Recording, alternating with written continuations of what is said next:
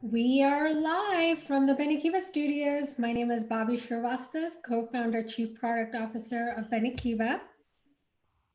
And I Hello, have with everyone. me, Brent Williams, founder and CEO of Benekiva.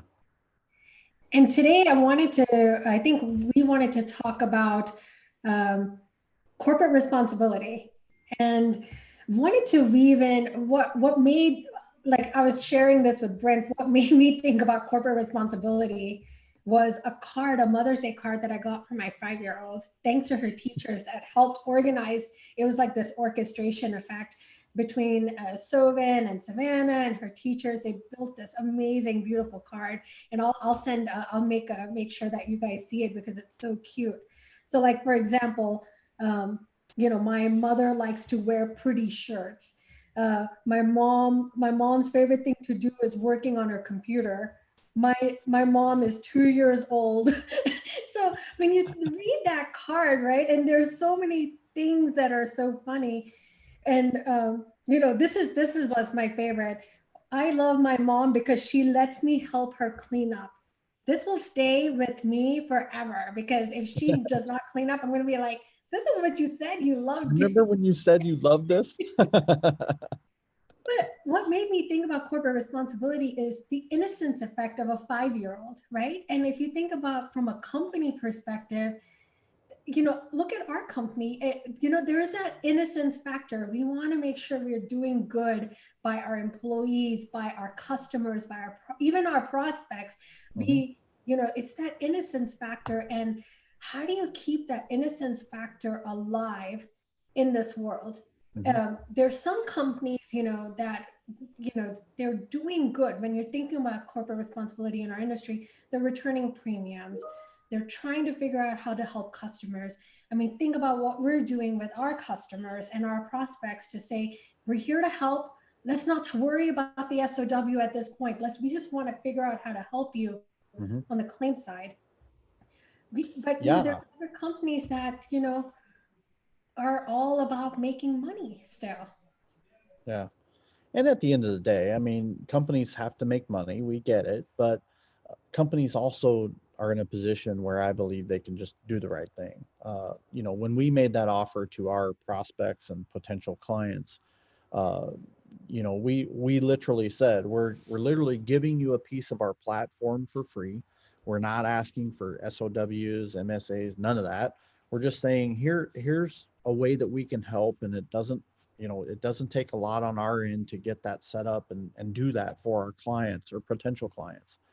And it was interesting because we got some feedback from prospects saying, wow, this is so thoughtful, and I'm glad you guys are being like this. And just knowing and understanding that, at this time, you know relationships matter, right? I mean, when we lose our human interaction, our day-to-day human interaction, at some point we still have to extend some of that humanity, right?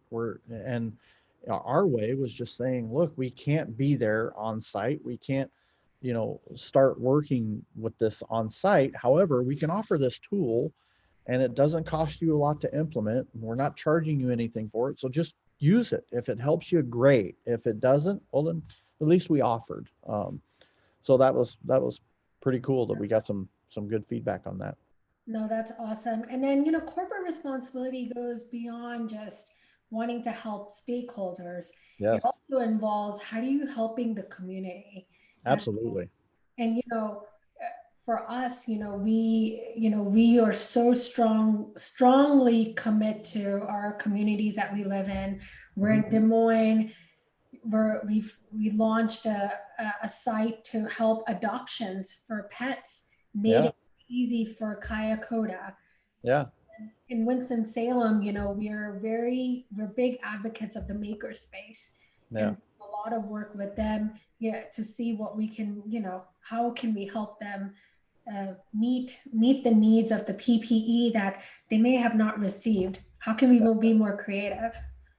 yeah. And even, like you mentioned, Kayakota, a lot of people talk about the heroes and the nurses and the doctors and the first responders, but no one really gives a shout out to those shelters, those pet shelters, so you got Kayakota, for example, they're in Indianola, and they literally go into work every single day, just like a first responder does, just like a doctor does, just like a vet does, because at the end of the day, those animals are alive, and Yep. they need to be tended to. They need to be fed. They need to be let out. There's still, things that needs to be done regardless of COVID. So even a shelter situation like that, where they've had to shift all of their operations, and even some of the cleaning. I mean, they talk about, cleaning a shelter on a constant basis. But then when you throw COVID in here, I mean, you're taking that to a whole nother level of cleaning, and, the amount of stress and things it puts on, those workers. And at the end of the day, they probably don't make a ton of money. They're doing it more because of the passion of serving the animals, right? So yeah, our way that we gave back was, we said, gosh, we can help minimize, the stress on the technology side, on the, managing these animals through care and adoption. And so we said, hey, we're gonna do our community effort, and we're gonna build you this site. We didn't charge them a nickel to build that. And really, I mean, if you go look at the site, kayakota.com, you really can't even tell Benekiva's involved. I think in one spot it says powered by Benekiva, but other than that, I mean, we did it for them. That was Yeah. our give back to the community. Yeah. And similar with, Mixer with the maker space, we're not necessarily helping them on the technology side. We're just being very creative in terms of how we can support some of our nonprofit background, which is, how can we be creative in fundraising? How can we be creative in marketing and social Yeah. media so that their messaging gets out, and even financially helping them out. Yep. Um, there's a third angle to corporate responsibility, which involves employees.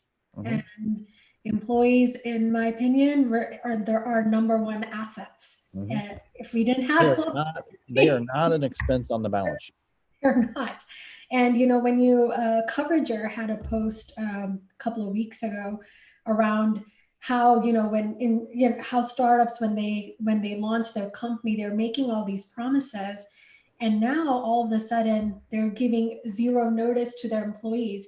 So I get, with pandemic, you're gonna change. You may have to reduce and furlough staff. You may have to get rid of them, but to give zero notice, Brent, to Yeah, me, that that's I unacceptable. basically commented that that's poor planning, that's poor execution, poor leadership, and shame on you, Yeah, because you could have planned better to give them a little bit of notice instead of zero notice. Zero yeah. notice is like, I'm not tolerable.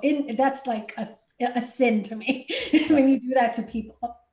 It's interesting because, now you're almost transitioning into loyalty, right? And corporate America expects loyalty from their employees. Yet in situations like this, they don't extend loyalty to their employees. And to me, loyalty is a two-way street. It's a give and take. It's not just a take. Yeah. So, we during this time, we fortunately for Benekiva, we've actually been a little Hiring. busier because of this, because our We've got platform 3 allows. interns Yeah. and we've got So, 2 new staff. so So we so we haven't been affected as much, but regardless, we never had the plan of getting rid of employees. We said, this is potentially going to be a low spot, and we're just going to push through it, and we're not letting employees go. So you know that was us doing our part and saying, let's be there for them. Is it a financial strain on our company? Very well could be, right? But at the end of the day, without the people, there is no company. well, thank you everyone for listening to another episode, another Benekiva Minute. This time we talked about corporate responsibility. Next time we'll come up with another awesome topic. Until next Okay. time, thank you. Thank you.